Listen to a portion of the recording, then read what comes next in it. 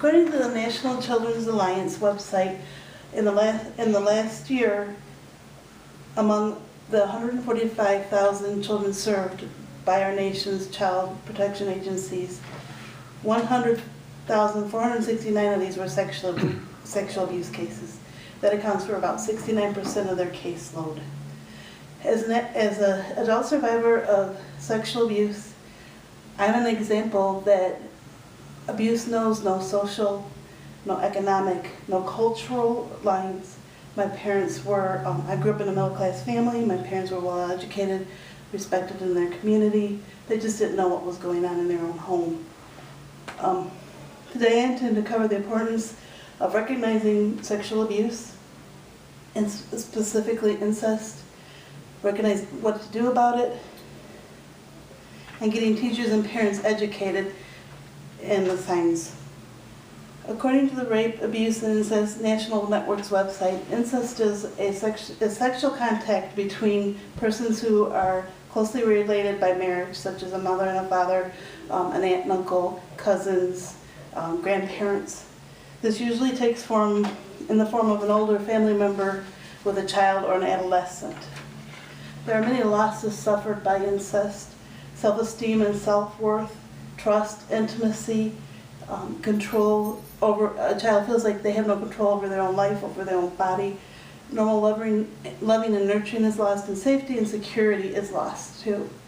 Darlene Barrier and the Violence and Protection Prevention Educator lists physical signs as vaginal or rectal bleeding, itching, swelling, or discharge, difficulty with bowel movements, urinating or swallowing, complaints of stomach pains or headaches, sexually transmitted diseases, vaginal infections, and difficulty walking or sitting.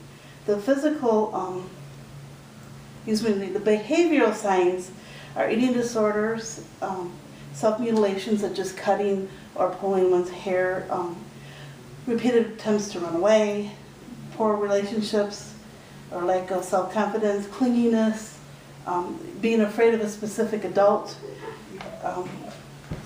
reverting to childlike or infantile behaviors such as thumb sucking or bedwetting.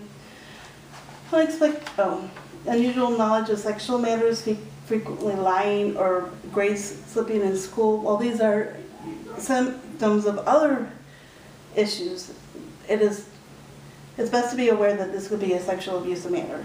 According to the Department of Families and Protective Services Department, Texas law states anyone who thinks a child has been abused, anyone over the age of 65 has been abused, or any disabled adult has been abused, you have to report it, or you can be held accountable as a misdemeanor when this charge is brought against someone. And right here I have numbers to the Department of Family and Children's Services for everybody. There's also a website there that you could even report on the website if you needed to. The 800th legislative session passed,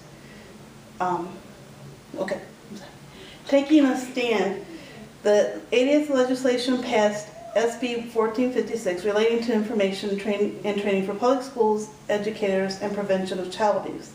This bill amended section 38.004 of the Education Code to read as follows. The agency shall maintain a website, a list of links to websites that provide information regarding the prevention of child abuse, develop and periodically update training program on prevention of child abuse that the schools district may use for staff's development. Now last night I was playing around and I went to 5 different websites for our independent school districts in this area. Out of those 5, only two websites had those links available or had them in a prominent spot where a parent would be able to find them. So what we need to do is persuade the Texas Education Agency into holding our schools accountable. Get them to post that information on the websites. Get that information out there for their parents so the parents are aware of what's going on with their children. Get their teachers educated so the teachers are aware of the signs. And right here on the bottom underneath the phone number and website is the address for this Texas Education Agency for you to write that letter, so you can do that for me, please. Today, I hope I've made you aware of that sexual abuse does exist, and how to prevent it, and how to prevent this crime against children. It's time for you to take action. Let your voice be heard. Please make our schools accountable to uphold the bills that have already been passed by our legislature. In closing, I would like to remind you how much God values children by sharing this scripture with you. Fathers, do not provoke your children lest they become discouraged. Colossians 3:21. Don't be someone who allows the discouragement of children to continue. Take a stand and prevent child abuse and help educate the public. Thank you. Okay, sweetie. Turn it off.